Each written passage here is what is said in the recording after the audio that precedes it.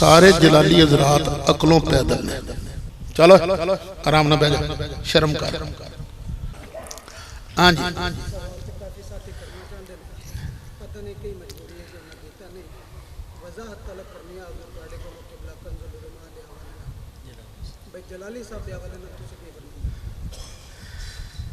एक कलिया की गल कलिया पूछनी चाहिए। हाँ जी मैं बेटे बेटे तेनों गल समझाना, सारे जलाली हजरात अकलों पैदल ने। इहो जी गल जो तुसी मजमे च पूछोगे तो रिजल्ट की निकलेगा।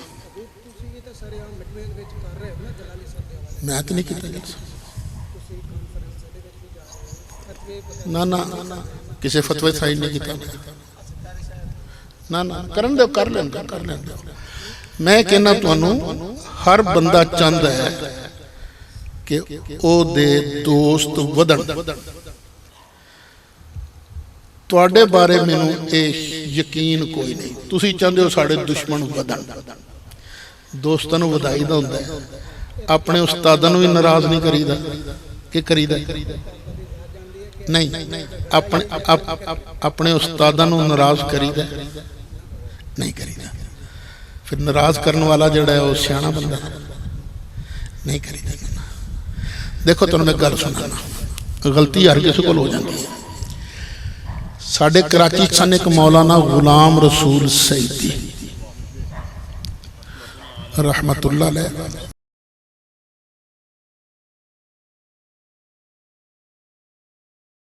मुस्लिम दी शरह, उन्हां कोलों कुछ गल्लां गलत हो गई। कराची दे ने साडे सैयद मुजफ्फर हुसैन शाह, उन्होंने अशरफुल उलमा मौलाना अशरफ सियालवी रहमतुल्लाह अलैह नूं बुलाया ताकि मसला हल किया जाए। सईदी साहब को जो पहुंचे उन्होंने अशरफुल उलमा नूं वेखिया, कागज चिट्टा ते पेन सामने रख दिता कि तुसी आ गए हो, जो लिख दोगे मैं उत्ते साइन कर दियाँगा। झगड़ा ही खत्म हो गया, दोवां दी इज्जत च इजाफा होया। पुत्र जी जो बंदा किसी जिद ते आ जाए ना काम ठीक नहीं होता, समझ लगी। दूसरा ये मसला तुहानू हुण ही याद आ रहा है। एक नहीं अशरफुल उलमा के खिलाफ भी तकरीरां होंदियां सन, उदों तुसीं क्यों नहीं बोले? हासे नहीं, सही दस तो है सी ना, सही दस के खिलाफ भी तकरीरां होंदियां रही। नहीं पुत्र नहीं, मजमे च गल्लां नहीं करी, ये गल्लां अंदर खाते करन वालियां ने। आ परे दे लोकां नूं पुछ लो, अज तुसीं बहुती जिद कर दो तो मैं फिर तुहानूं गल समझा देना। मैं सा छोटा जिहा, मैनू मेरी माँ ने फड़ लेना, सादा मावां सन साडियां। आ तो हुण बच्चियां माशाअल्लाह BA MA ते PhD कर गई ना, उदों सादा सन, कुरान शरीफ पढ़िया ते बस। माँ ने फड़ लेना तो जुत्ती वाणी मुनाजरे इस्लाम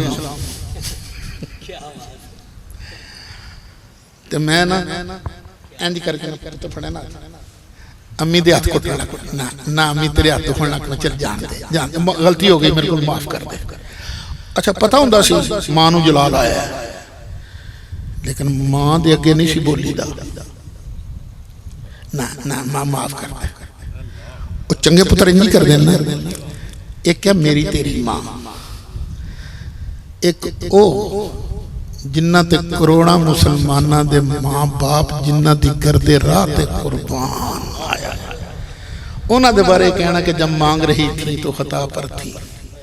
बहुत बड़ा जुमला है, छोटा नहीं है। इस गलती का एहसास कर लो तो चंगा है, ठीक है। हाँ जी बेटे तू मैनू ये दस, सैयदा पाक दे बारे इहो जिहा लफज कहना ये मुनासिब है?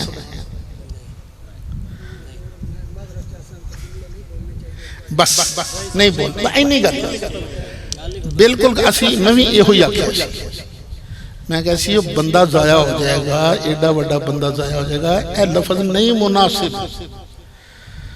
देखो एक लफज ने तुसी अपने मुक्तदी नूं आखो,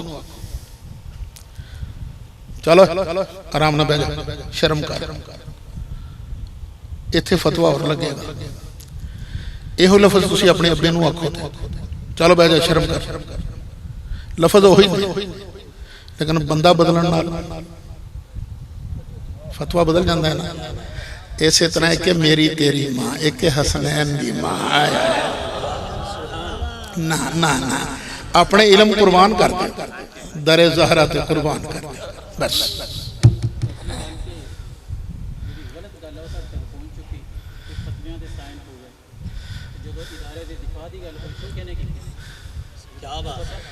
जो शिया आखिया सी कि असी जाके अशरफ आसफ के मदरसे का घेराव करांगे,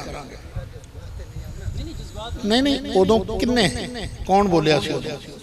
मैं बोलिया सी ना।